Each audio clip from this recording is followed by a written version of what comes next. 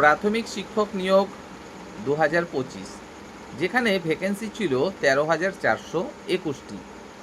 নিয়োগ প্রক্রিয়ার interview already প্রায় 40% কমপ্লিট, কারণ পঞ্চম ফেজের ইন্টারভিউ অলরেডি কিন্তু হয়ে গেছে ভোটের আগেই। ভোট এসে যাওয়ার মুহূর্তে আমরা দেখলাম প্রাথমিক শিক্ষা পর্ষদ নোটিশ দিয়ে জানিয়ে দিল ডেট পরিবর্তন করা হয়েছে।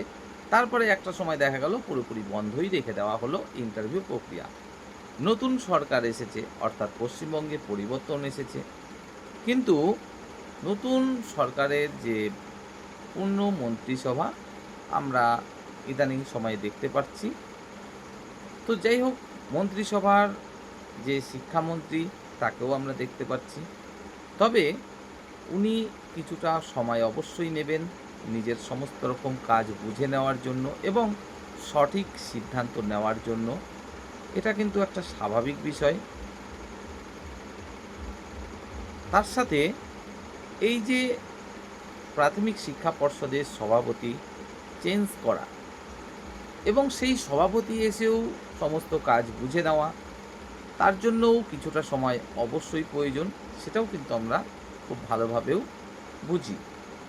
তাই তোমরা যারা এই যে প্রাথমিক শিক্ষক নিয়োগের ইন্টারভিউর জন্য আবেদন করেছিলে এবং অলরেডি ইন্টারভিউ দিয়ে দিয়েছো, কিংবা যাদের ইন্টারভিউ প্রক্রিয়া এখনও বাকি রয়েছে, তাদের প্রত্যেকের উদ্দেশ্যেই এটা জানাতে চাইব যে তোমাদের ইন্টারভিউ প্রক্রিয়া তোমরা অনেকে যে অনেক জায়গায় বলছেন হয়তো বাতিল হয়ে যেতে পারে, কারণ সরকার বলছে আমরা স্বচ্ছতার সাথে নিয়োগ করব, আগেকার যে নিয়োগগুলো সেখানে গণ্ডগোল রয়েছে ইত্যাদি ইত্যাদি।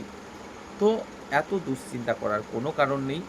সরকার কিন্তু কখনো বলেননি যে অনগোয়িং নিয়োগ প্রক্রিয়াগুলো সেগুলো বাতিল করে দেওয়ার প্রসঙ্গে। আর যেগুলো প্রক্রিয়া চলছে তার মধ্যে বিশেষ করে 13,421 প্রাথমিক শিক্ষক নিয়োগের যে ইন্টারভিউ, সেখানে কিন্তু দুর্নীতি হয়েছে এমনও তার অন্ততপক্ষে সরাসরি কোনো অভিযোগ নেই, কারণ সেখানে ভিডিওগ্রাফির মাধ্যমেই কিন্তু ইন্টারভিউ প্রক্রিয়াটা চলছে। প্যানেল যদি হয়ে যেত তাহলে না হয় আমরা অনেকটা ভয়ের মধ্যে থাকতাম যে সেই প্যানেলে আবার কোথাও কিছু কী না হয়ে বসে আছে, তেমনটা কিছু নয় কিন্তু। অর্থাৎ প্যানেল যেহেতু এখনও হয়নি, তাই দুশ্চিন্তারও কোনো কারণ নেই। ইন্টারভিউ প্রক্রিয়া সবেমাত্র চলছে, অর্ধেক হয়েছে, অর্ধেক এখনও বাকি রয়েছে। তো তোমাদের যে ইন্টারভিউ প্রক্রিয়া তোমাদের সকলেরই কিন্তু জিজ্ঞাস্য যে তাহলে শুরুটা হবে কবে আবারও।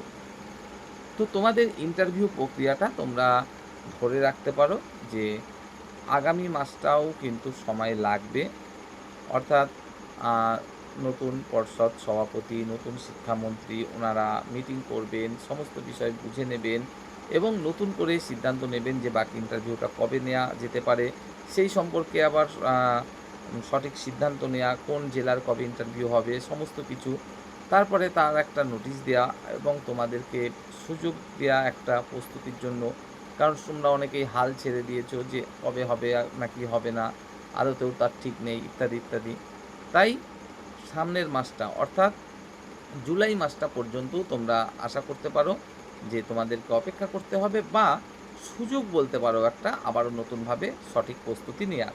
তারপরে আগস্ট মাসে তোমরা ধরে নিতেই পারো তোমাদের এই যে বাকি ইন্টারভিউ প্রক্রিয়াটা সেটা আবারও নতুন করে শুরু হতে চলেছে।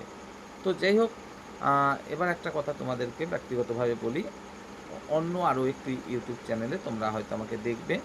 তো এই চ্যানেলটি তৈরি করা একটু বিশেষ উদ্দেশ্যে এবং সেটা সেফটির উদ্দেশ্যেই তোমরা বলতে পারো। তো যাই হোক, তোমরা অবশ্যই চ্যানেলটি সাবস্ক্রাইব করে সাথে থেকো। এই চ্যানেলেও কিন্তু তোমরা কন্টিনিউ ভিডিও পেয়ে যাবে শিক্ষা রিলেটেড সমস্ত রকমের।